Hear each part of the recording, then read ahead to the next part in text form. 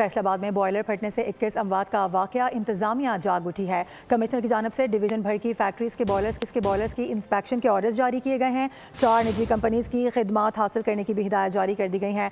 गुलाम दस्तगीर हमारे साथ मौजूद हैं, उनसे बात करेंगे। गुलाम दस्तगीर बताएगा क्या अहकाम जारी किए गए हैं मजीद। बिल्कुल, फैसलाबाद इलाका मलकपुर है, जहाँ पर गुज़श्ता जुमे यानी 7 रोज कबल एक अफसोसनाक वाक़या पेश आया, जिसमें फैक्ट्री का बॉयलर फट गया। केमिकल फैक्ट्री थी।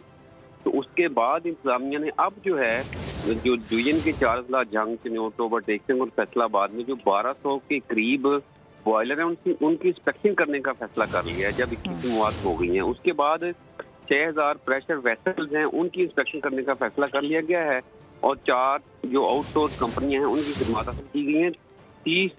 3 माह का उनको अरसा दिया गया है कि 3 माह के अंदर अंदर तमाम सर्वे मुकम्मल किया जाए और जो रास्ते में आपको नजर आता है कि उन्होंने वायलेशन की है, इसको फौरी सील कर दिया जाए। ठीक है, अपडेट करने के लिए बहुत शुक्रिया आपका। सब्सक्राइब करें और बेल दबाएं ताकि कोई खबर रह न जाए।